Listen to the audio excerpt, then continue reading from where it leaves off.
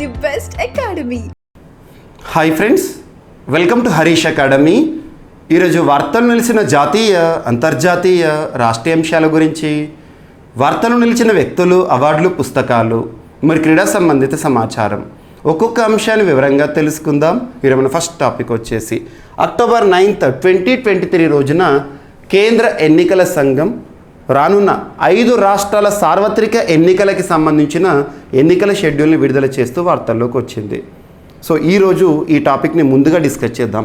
ఈ టాపిక్కి సంబంధించి రానున్న రోజుల్లో ఎలాంటి ప్రశ్నలు అడగబోయే అవకాశం ఉందంటే, ఫస్ట్ పాయింట్ కేంద్ర ఎన్నికల సంఘం యొక్క రాజ్యాంగబద్ధత పైన క్వశ్చన్ అడగవచ్చు. అదేంటో చూద్దాము. సెకండ్ వచ్చేసి ఎన్ని రాష్ట్రాలకి సంబంధించిన ఎన్నికల షెడ్యూల్ అనేది విడుదల చేయడం జరిగింది, ఆ రాష్ట్రాల పేర్లేంటి, ఆయా రాష్ట్రాల్లో ఎన్నెన్ని అసెంబ్లీ స్థానాలు ఉన్నాయి, ఇది ఒక పాయింట్. నెక్స్ట్ వచ్చేసి ఆయా రాష్ట్రాలకి సంబంధించి ఓటర్ల సంఖ్య పైన కూడా క్వశ్చన్ చేసే అవకాశాలు ఉన్నాయి, గుర్తుంచుకోండి. సో మిస్లీనియస్ ఏమన్నా ఉంటే చూద్దాము. కేంద్ర ఎన్నికల సంఘం ఒక రాజ్యాంగబద్ధ సంస్థ. భారతదేశంలోని అత్యున్నత చట్టం మన రాజ్యాంగం, the supreme law of the land, Indian constitution.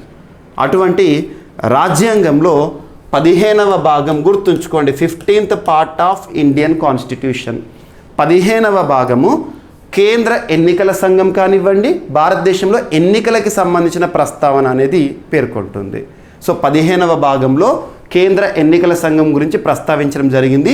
Article 324 very very important. ఇక ఆర్టికల్ 324 నుండి 329 వరకు అన్నీ చెప్పట్లేదు, నేను కేవలం రాజ్యాంగబద్ధ సంస్థ అంటున్నాను. కాబట్టి ఎప్పుడైతే నేను ఒక పదంని, రాజ్యాంగబద్ధ అనే పదాన్ని వాడతానో ఖచ్చితంగా రాజ్యాంగంలోని ఏ ఆర్టికల్ దాని గురించి ప్రస్తావిస్తుందో చెప్పాల్సిందే. ఆర్టికల్ 324. ఇక ఆర్టికల్ 326 ఏం చెప్తుంది? Right to vote. భారతదేశంలో వయోజనులు ఎవరైతే ఉంటారో, 18 years అండ్ ఎబోవ్ ఏజ్ వాళ్ళు ఎవరైతే ఉంటారో వారందరికీ కూడా ఓటును రాజ్యాంగ హక్కుగా ఇవ్వడం జరుగుతుంది. రాజ్యాంగ హక్కు. ఓటు హక్కు ఏ రకమైన హక్కు అంటే రాజ్యాంగ హక్కు, రాజ్యాంగంలో పేర్కొనడం జరిగింది. మీకు తెలిసే ఉంటుంది రాజ్యాంగ హక్కు అంటే ఏంటి, ప్రాథమిక హక్కు అంటే ఏంటి, చట్టబద్ధ హక్కు అంటే ఏంటి, ఇవన్నీ కూడా నైతిక హక్కులు అంటే ఏంటని. ఓకేనా, ఇదొకటి. అండ్ కేంద్ర ఎన్నికల సంఘానికి సంబంధించి ప్రస్తుతం 1+2 బాడీ పనిచేస్తుంది. 1+2 అంటే ఏంటి? ఒకరు ప్రధాన ఎన్నికల అధికారి, ఇద్దరు ఎలక్షన్ కమిషనర్స్ ఎవరైతే ఉంటారో, చీఫ్ ఎలక్షన్ కమిషనర్ ఒకరు అండ్ ఇద్దరు ఎలక్షన్ కమిషనర్స్, గుర్తుంచుకోండి. మరి ప్రధాన వ్యక్తి ఎవరైతే ఉంటారో, చీఫ్ ఎలక్షన్ కమిషనర్ సిఈసి, ప్రస్తుతం ఎవరు? రాజీవ్ కుమార్ గారు. సో రాజీవ్ కుమార్ పేరు గుర్తుంచుకోండి. ఇక ఇద్దరు ఉన్నారు కదా, అందులో ఎవరెవరు? అరుణ్ గోయల్ గారు అండ్ అరూప్ చంద్ర పాండే గారు, గుర్తుంచుకోండి. సో 1+2 బాడీ అయిపోయింది. ఎందుకంటే ఇక్కడ ఈ పర్సన్స్ పేర్లు ఎందుకు చెప్తున్నానంటే, ఇందులో Arun Goyal important. Last year Arun Goyal యొక్క నియామకమే వివాదాస్పదమైంది. అరుణ్ గోయల్ నియామకం వివాదాస్పదం అవ్వడం, భారత అత్యున్నత న్యాయస్థానమైన సుప్రీంకోర్టు ఎన్నికల సంఘంలో ఎలక్షన్ కమిషనర్స్ యొక్క అపాయింట్మెంట్ విషయంలో త్రిసభ్య కమిటీని సూచించడం, ఇవన్నీ కూడా జరిగినాయి, గుర్తుంచుకోండి. ఓకేనా, ఇది ఎన్నికల సంఘానికి సంబంధించిన రాజ్యాంగ భద్రత. నెక్స్ట్ వచ్చేసి ఎన్ని రాష్ట్రాలకి సంబంధించిన ఎన్నికల షెడ్యూల్ని కేంద్ర ఎన్నికల సంఘం విడుదల చేసింది. సార్వత్రిక ఎన్నికలకు సంబంధించి. సార్వత్రిక ఎన్నికలు అంటే ఏంటి? ఒక రాష్ట్రంలో కానీ లేదా లోక్సభకి సంబంధించి కానివ్వండి, ఈ పదాన్ని వాడతాము. అంటే ప్రభుత్వ ఏర్పాటును నిర్ణయించే ఎన్నికలు సార్వత్రిక ఎన్నికలు, ప్రతి 5 ఏళ్లకు ఒకసారి జరుగుతాయి.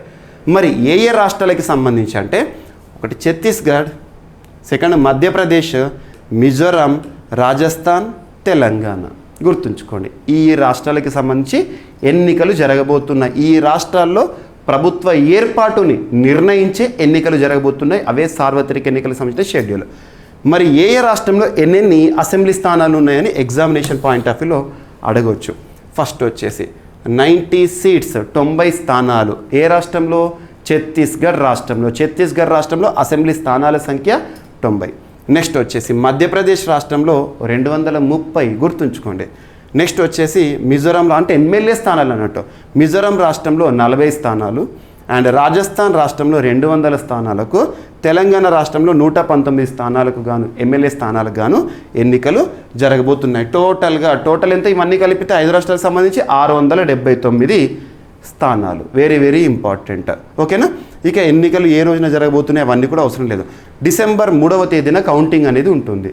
అంటే ఆ రోజున ఈ రాష్ట్రాల్లో నూతనంగా ప్రభుత్వం ఎవరు ఏర్పాటవుతుందో తెలుస్తుంది, జడ్జిమెంట్ డే అన్నట్టు. అండ్ నెక్స్ట్ ఈ రాష్ట్రాల మొత్తం కలిపితే స్థానాలన్నీ 679, ఓటర్లు దాదాపు 16.14 ఓటర్లు, గుర్తుంచుకోండి. ఓకేనా. అండ్ నెక్స్ట్ వచ్చేసేసి ఇక్కడ ఆయా రాష్ట్రాల్లో ఎంతెంతమంది ఓటర్లు ఉన్నారో దానికి సంబంధించిన పాయింట్స్ అనేవి ఇవ్వడం జరిగింది. జస్ట్ మరీ ఇండివిజువల్ అడగడం, కాకపోతే టోటల్ అడుగుతారు. ఇది ఒకటి ఇంపార్టెంట్. సో ఇలా ఎగ్జామినేషన్ పాయింట్ ఆఫ్ వ్యూలో ఒక టాపిక్ని పట్టేసుకొని ఎంత డెప్త్గా అయినా కూడా క్వశ్చన్ అడగవచ్చు. రాను రోజుల్లో ఇంకా దీన్ని మల్టిపుల్ చాయిస్ రూపంలో కూడా అడగవచ్చు, గుర్తుంచుకోండి. మల్టిపుల్ చాయిస్ లేదా మ్యాచ్ ద ఫాలోయింగ్ ఇలా. ఓకేనా. నెక్స్ట్ వచ్చేసి సో ఎకానమీలో నోబెల్ పురస్కారం మనందరికీ తెలుసు. అక్టోబర్ 2వ తేదీ నుండి అక్టోబర్ 9th వరకు, అక్టోబర్ 2 to 9th నోబెల్ పురస్కారాలకి సంబంధించి పురస్కార గ్రహీతల ప్రకటన జరుగుతుంది అని చెప్పేసి లాస్ట్ 1 month బ్యాకే డిస్కస్ చేశాము. And at the same time Nobel పురస్కార గ్రహీతల ప్రైజ్ మనీ కూడా 10 million Swedish kronors to 11 million Swedish kronors ఇవన్నీ చూసాము. అక్టోబర్ 2 రోజున మన డైలీ కరెంట్ అఫైర్స్ క్లాస్లో నేను ఏం చెప్పానంటే నోబెల్ పురస్కారాలు ప్రత్యేకతల గురించి చెప్పాను, ప్రత్యేకతలు. అండ్ నోబెల్ పురస్కారాలకు సంబంధించిన ప్రత్యేకతలను ఇన్డెప్త్గా చెప్పాను. ఎక్కడ అంటే మీకు Praveen sir classes YouTube channel చెప్పాను, ఒక్కసారి ఆ వీడియో చూడండి. నోబెల్ పురస్కారాలు ఏంటి, ప్రత్యేకతలు ఏంటి, ఇవన్నీ కూడా మనం కంప్లీట్ చేసేసుకున్నాము. నెక్స్ట్ వచ్చేసి అక్టోబర్ 3 నుండి ఒక్కొక్క రంగంలో నోబెల్ పురస్కార గ్రహీతల పేర్లను చూసాము. Medicine first, second physics, third chemistry, 4th వచ్చేసి లిటరేచర్, 5th వచ్చేసి పీస్. నెక్స్ట్ 2 days గ్యాప్ అన్నాను, హాలిడేస్ తర్వాత నోబెల్ ఇన్ ఎకనామిక్స్, అర్థశాస్త్రంలో నోబెల్ పురస్కార గ్రహీత ఈ సంవత్సరం ఒక్కరు వార్తల్లోకి వచ్చారు. తన పేరేంటి, తను ఏ దేశానికి చెందినవారు, తన యొక్క పరిశోధన ఏంటి, ఇవి 3 చూస్తే సరిపోతుంది. అండ్ అర్థశాస్త్రంలో నోబెల్ పురస్కారాన్ని ఏ సంవత్సరంలో ప్రారంభించారంటే 1968, 1968 సంవత్సరానికి గాను, గుర్తుంచుకోండి. అండ్ ఎప్పటి నుండి ప్రదానం చేస్తున్నారంటే 1969, వెరీ వెరీ ఇంపార్టెంట్. అర్థశాస్త్రం రిక్స్ బ్యాంకు వారు ఈ పురస్కార గ్రహీతలను ఎంపిక చేస్తారు. ఓకేనా. సో ఇక్కడ చూడండి, అమెరికా ఆర్థికవేత్త గోల్డిన్ ఈసారి నోబెల్ పురస్కారం అర్థశాస్త్రానికి గాను వరించింది. తను మహిళా శ్రామిక శక్తిపై అధ్యయనం చేశారు, అలా ప్రపంచవ్యాప్తంగా గుర్తింపు పొందారు. అమెరికాకు చెందిన ఆర్థికవేత్త క్లౌడియా గోల్డిన్, పేరు గుర్తుంచుకోండి, క్లౌడియా గోల్డిన్. ఆర్థిక రంగంలో ఈ ఏడాది ప్రతిష్టాత్మక నోబెల్ పురస్కారానికి ఎంపికయ్యారు. హార్వర్డ్ యూనివర్సిటీ ప్రొఫెసర్ అయిన గోల్డిన్ శ్రామిక రంగంలో మహిళల భాగస్వామ్యం, స్త్రీ పురుష మధ్య వేతనాల్లో అసమానత్వం, లింగ వివక్ష ఆధారిత అంశాలపై అధ్యయనం చేసినందుకు గాను ఈ పురస్కారం అనేది రావడం జరిగింది. వెరీ వెరీ ఇంపార్టెంట్, సరిపోతుంది. అండ్ నెక్స్ట్ ఒక ఇంపార్టెంట్ డే, నూతన దినోత్సవం అనేది వార్తల్లోకి వచ్చింది. అక్టోబర్ 10th ఈ రోజున ఇండియన్ డ్రగ్స్ మ్యానుఫ్యాక్చరర్ అసోసియేషన్ వారు అక్టోబర్ 10th ప్రతి ఏటా కూడా ఏ విధంగా జరుపుకోవడం జరుగుతుందంటే good manufacturing practice day, good manufacturing practice day. ఎగ్జామ్లో అడుగుతారు, ఇటువంటి దినోత్సవాలపైన అడుగుతారు. స్టార్టప్ దినోత్సవాన్ని ఎప్పుడు జరుపుకుంటారు, గుడ్ మ్యానుఫ్యాక్చరింగ్ ప్రాక్టీస్ డేని ఎప్పుడు జరుపుకుంటారు, ఇటువంటి అడుగుతారు. ఎవరు నిర్వహిస్తారు ఇటువంటివి? ఇండియన్ డ్రగ్స్ మ్యానుఫ్యాక్చరర్స్ అసోసియేషన్స్, గుర్తుంచుకోండి. National current good manufacturing practice day ఎందువల్ల ఈ దినోత్సవాన్ని జరుపుకుంటారంటే టు ఎన్హాన్స్ ప్రోడక్ట్ క్వాలిటీ, ఉత్పత్తి యొక్క నాణ్యతని ఉద్దేశించి ఈ దినోత్సవాన్ని జరుపుకుంటాం, గుర్తుంచుకోండి. ఏదైనా ముఖ్య దినోత్సవం వార్తలకు వస్తే ఏ దినోత్సవం పేరు, ఎవరు నిర్వహిస్తారు, ప్రత్యేకత ఎందుకోసం, ఈ 3 పాయింట్లపైన మీ శ్రద్ధ చూపాలి. ఓకేనా. అండ్ నెక్స్ట్ వచ్చేసేసి రీసెంట్గా ఐఐటి గౌహతి తరచూ వార్తల్లోకి వస్తుంది. ఐఐటీలే తరచూ వార్తల్లోకి వస్తున్నాయి. ఎగ్జామినేషన్ ప్రిపేర్ అయ్యే అభ్యర్థులందరూ కూడా చెప్పేది ఏంటంటే ఐఐటీల పైన క్వశ్చన్ లేకుండా క్వశ్చన్ పేపర్ ఉండదు. సో ఇక్కడ చూడండి, automotive research association of India, automotive research association of India మరియు ఐఐటి గౌహతి, అస్సాంలోని ఐఐటి వారు ఇటీవల ఒక ఎంఓయు, ఒక కొలాబరేషన్తో వార్తల్లోకి వచ్చారు, భాగస్వామ్యంతో. దేనికి సంబంధించి అంటే to establish digital twin centre, digital twin సెంటర్ని ఏర్పాటు చేస్తారట డిజిటలీకరణ కోసం. ఎందుకు? ఎమర్జింగ్ ఆటోమేటివ్ సిస్టమ్స్, వర్ధమానంగా ఆటోమేటివ్ సిస్టమ్స్ వీటిలో వస్తున్న మార్పుల పైన అధ్యయనం చేస్తూ మనం కూడా దానికి తగ్గట్టుగా ఇన్నోవేషన్తో ముందడుగు వేయడానికి. So ARAI IIT Guwahati collaborate దేనికి సంబంధించి to establish digital twin centre. Examination గుర్తుంచుకోండి, digital twin centre for emerging automotive systems అనగానే ఏఆర్ఏఐ ఐఐటి, ఇది గుర్తుంచుకోండి. అండ్ నెక్స్ట్ భారతదేశం బయట అతిపెద్ద హిందూ దేవాలయంగా ఇటీవల న్యూ జెర్సీలో ఒక టెంపుల్ ఏర్పాటైంది, దాని నిర్మాణం ప్రారంభమవుతుంది అన్నాను. ఈరోజు నిర్మాణం ప్రారంభోత్సవం వార్తల్లోకి వచ్చింది. న్యూ జెర్సీలో అక్షర్ధామ్ ఆలయం ప్రారంభమైంది. ఆధునిక యుగంలో భారత్ వెలుపల నిర్మించిన అతిపెద్ద హిందూ దేవాలయం ఇదేనంట. ఆధునిక యుగంలో భారత్ వెలుపల అతిపెద్ద హిందూ దేవాలయం అమెరికాలో లాంఛనంగా ప్రారంభమైంది.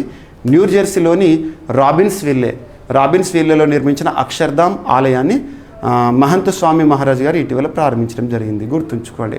సో న్యూ జెర్సీ అని గుర్తుంచుకోండి. Akshardham temple very very important. ఈ ఆలయంలో మొత్తం 10,000 విగ్రహాలు ఉన్నాయట, శిల్పాలు ఉంటాయని అంచనా. ఒక ప్రధాన గర్భగుడి, 12 ఉపాలయాలు. ఈ ప్రత్యేకతలు అడిగారు, ఎక్కడ అంటారు అంతే. నెక్స్ట్ వచ్చేసి పూసా 44 ప్యాడీ వెరైటీ ఇటీవల వార్తల్లోకి వచ్చింది. పంజాబ్ రాష్ట్ర ప్రభుత్వం దీని కల్టివేషన్ పైన నిషేధాన్ని విధిస్తూ వార్తల్లోకి వచ్చింది. గుర్తుంచుకోండి. ఇటీవల పూసా 44 ప్యాడీ పైన నిషేధాన్ని విధిస్తూ నిర్ణయం తీసుకున్న రాష్ట్ర ప్రభుత్వం ఏదంటే పంజాబ్లో ప్రస్తుతం కాంగ్రెస్ అధికారంలో ఉంది. సో ఇక్కడ భగవత్ సింగ్ మాన్ గారు పంజాబ్ రాష్ట్ర ముఖ్యమంత్రిగా విధులు నిర్వర్తిస్తున్నారు. పంజాబ్లో ఆమ్ ఆద్మీ పార్టీ అధికారంలో ఉంది.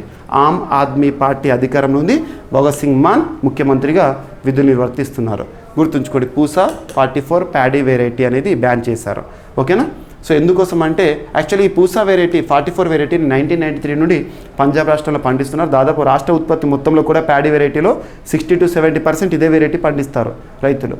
మరి ఎందుకు దీనిపైన నిషేధాన్ని విధించారంటే మెచ్యూరిటీ పీరియడ్ అనేది ఎక్కువ సమయం తీసుకుంటుంది పంట పండడానికి. నెక్స్ట్ వచ్చేసి వాటర్ కన్జర్వేషన్. ఇప్పుడు పంజాబ్లో వాటర్ స్కేర్సిటీ ప్రాబ్లమ్స్ ఉన్నాయి కాబట్టి దీనికి వాటర్ కన్జర్వేషన్ అనేది కావాలి. అండ్ స్టబుల్ బర్నింగ్, పంట చెత్త దహనం అనేది మనం చూస్తూ ఉంటాం. పంట చెత్త దహనం ఏంటంటే పంట పండిన తర్వాత ఆ గడ్డి ఉంటుందో పొలాల్లో కాల్చివేయడం. సో ఇటువంటి వాటిని అడ్డుకట్ట వేయడానికి ఈ నిర్ణయం తీసుకున్నామని చెప్పేసి రాష్ట్ర ప్రభుత్వం, ఆమ్ ఆద్మీ పార్టీ ప్రభుత్వము చెప్పడం జరిగింది. అండ్ ఇండియా UAE మధ్య 7 ఒప్పందాలు కుదిరాయి. Very very important. ఇటీవల 11th UAE United Arab Emirates group of 7 Emirates UAE మరియు ఇండియాకి సంబంధించి high level joint task force meeting అనేది జరిగింది. దుబాయ్లో జరిగింది, UAEలోని. సో ఏమేమి ఒప్పందం జరిగిందంటే, ఒకటి సప్లై చైన్ రెసిలియన్స్ విషయంలో, సరఫరా విషయంలో ఇరు దేశాలు కూడా పరస్పరం సహకరించుకోవాలి. రెన్యూవబుల్ ఎనర్జీ, పునరుత్పాదక శక్తి వనరులను ఎంకరేజ్ చేయాలి. అండ్ ఎనర్జీ ఎఫిషియన్సీలో ప్రధానంగా శ్రద్ధ చూపాలి. హెల్త్ అండ్ లైఫ్ సైన్సెస్, వైద్య రంగానికి సంబంధించి, స్పేస్ సిస్టమ్స్, అంతరిక్ష రంగంలో పరిశోధనల కోసం ఇరు దేశాలు కూడా సహకరించుకోవాలి. ఆర్టిఫిషియల్ ఇంటెలిజెన్స్, కృత్రిమ మేధ ప్రస్తుతం ప్రపంచం నడిపిస్తోంది. అండ్ పరిశ్రమ రంగంలో భాగస్వామ్యం, industry 4.0, advanced technology and metrology విషయంలో ఇరు దేశాలు కూడా పరస్పరం సహకరించుకోవడానికి ఉద్దేశించిన ఒప్పందం అనేది ఇటీవల వార్తల్లోకి వచ్చింది. గుర్తుంచుకోండి. అండ్ క్రీడలకు సంబంధించి ఒలింపిక్స్, విశ్వ క్రీడలు అంటాం. ఒలింపిక్స్ 2028 ఎక్కడ జరగబోతోంది? Los Angeles. సో ఒలింపిక్స్ 2028లో క్రికెట్ని కూడా చేర్చబోయే అవకాశాలు ఉన్నాయి అని చెప్పేసి రానున్న రోజుల్లో భారతదేశం వేదికగా ఒక అంతర్జాతీయ మీటింగ్ జరగబోతోంది ఒలింపిక్స్ సంబంధించి. అందులో నిర్ణయం తీసుకోబోతున్నారు. అభిమానుల కళ తీరబోతోంది. 2028 లాస్ ఏంజలస్ ఒలింపిక్స్లో క్రికెట్ కూడా భాగం కానుంది. ఈ ఆటతో పాటు ఫ్లాగ్ ఫుట్బాల్, బేస్బాల్, సాఫ్ట్బాల్ను చేర్చబోతున్నట్లు సమాచారం. దీనిపై ఇంకా అధికారిక ప్రకటన రావాల్సి ఉంది. ముంబైలో అక్టోబర్ 15 ఆరంభమయ్యే అంతర్జాతీయ ఒలింపిక్ కమిటీ సమావేశంలో ఈ విషయాన్ని ఖరారు చేసే అవకాశాలు ఉన్నాయి. గుర్తుంచుకోండి. ముంబైలో జరగబోతోంది. భారతదేశంలో మొదటిసారి ఇంతటి అత్యున్నత స్థాయి మీటింగ్ అనేది జరగబోతోంది. ఒలింపిక్స్లో క్రికెట్ ఒకేసారి 1900 క్రీడల్లో ప్యారిస్లో చేర్చారు. ఇప్పటివరకు ఒకసారి జరిగింది. 128 సుదీర్ఘ విరామం తర్వాత ఈ ఆట మళ్ళీ పునరాగమనం చేయబోతుంది అంట. ఒకవేళ జరిగితే కనుక T20 ఫార్మాట్లో జరగబోతుంది. ఇది గుర్తుంచుకోండి. అండ్ మ్యాక్స్ వెర్స్టాపెన్ వరుసగా 3వ ఏడాది ప్రపంచ టైటిల్ కైవసం చేసుకున్నారు. Formula 1 champion. గుర్తుంచుకోండి. ఓకేనా. గతంలో లూయిస్ హ్యామిల్టన్ ఉండేవాడు. శతాది విజయాలను నమోదు చేసిన వ్యక్తి. ఇప్పుడు మరొకసారి ప్రపంచ ఛాంపియన్గా మ్యాక్స్ వెర్స్టాపెన్ వార్తల్లోకి వచ్చాడు. ఇటీవల ముగిసిన ఖత్తర్ గ్రాండ్ ప్రీ గెలుచుకోవడం ద్వారా. సో వేదిక మారినా ఫలితం మారలేదు. ఈ ఏడాది ఫార్ములా 1 సీజన్లో రెడ్ బుల్ జట్టు డ్రైవర్ మ్యాక్స్ వెర్స్టాపెన్ 14వ విజయాన్ని నమోదు చేసుకున్నాడు. ఖత్తర్ గ్రాండ్ ప్రీలో ఇటీవల విజేతగా నిలిచాడు. ఈ సీజన్లో 14th విక్టరీ అనేది తన పేరిట రావడం జరిగింది. అండ్ నెక్స్ట్ ప్రముఖ బ్రిటిష్ ఫిల్మ్ మేకర్ మరణిస్తూ వార్తల్లోకి వచ్చాడు. వృద్ధాప్య సమస్యలు, అనారోగ్య సమస్యల కారణంగా. తన పేరు టెరెన్స్ డేవిస్. టెరెన్స్ డేవిస్ ఇటీవల మరణిస్తూ వార్తల్లోకి వచ్చారు. ఏ దేశానికి చెందిన వ్యక్తి? బ్రిటన్ సంబంధించిన వ్యక్తి. ఏ విధంగా గుర్తింపు పొందాడు? బ్రిటిష్ ఫిల్మ్ మేకర్, చలనచిత్ర రంగంలో గుర్తింపు పొందిన వ్యక్తి. గుర్తుంచుకోండి. ఇవి ఫ్రెండ్స్ ఈరోజు వార్తలు ఇచ్చిన అంశాలు. ఫస్ట్ టాపిక్ చూస్తే 5 రాష్ట్రాల ఎన్నికల షెడ్యూలు ప్రత్యేకతలు చూసాము. సెకండ్ వచ్చేసి మహిళా పారిశ్రామిక శక్తిపై అధ్యయనానికి ఆర్థికవేత్తకి నోబెల్ రావడం జరిగింది. And good manufacturing practice day వార్తల్లోకి వచ్చింది ఈరోజు October 10th. And IIT Guwahati automotive research association of India మధ్య కుదిరిన ఒప్పందం. డిజిటల్ ట్విన్ సెంటర్ ఏర్పాటు. న్యూజెర్సీలోని అక్షర్ధామ్లో ఆలయం ప్రారంభం ప్రత్యేకత. అండ్ నెక్స్ట్ వచ్చేసి పూసా 44 ప్యాడీ వెరైటీని నిషేధిస్తూ పంజాబ్ రాష్ట్ర ప్రభుత్వం తీసుకున్న నిర్ణయం. అండ్ యుఏఈ ఇండియా మధ్య కుదిరిన ఒప్పందాలు 7 ఒప్పందాలు. అండ్ నెక్స్ట్ 2028 ఒలింపిక్స్లో క్రికెట్ను చేర్చే అవకాశం ఉంది అని చెప్పేసి ఒక టాపిక్. అండ్ మ్యాక్స్ వెర్స్టాపెన్ వరుసగా 3వ ఏడాది ప్రపంచ ఛాంపియన్గా, ఫార్ములా 1 ఛాంపియన్గా నిలిచాడు. అండ్ నెక్స్ట్ వచ్చేసి టెరెన్స్ డేవిస్ 77 సంవత్సరాల వయసులో మరణిస్తూ వార్తలకు వచ్చిన ప్రముఖ బ్రిటిష్ ఫిల్మ్ మేకర్. ఇవి ఫ్రెండ్స్ ఈరోజు వార్తలు నిలిచిన అంశాలు. మిస్లేనియస్ అంశాలు ఏమైనా మిగిలిపోతే రేపటి క్లాస్లో జోడించి మరొకసారి నేర్చుకుందాం. రేపు కలుద్దాం. Thank you.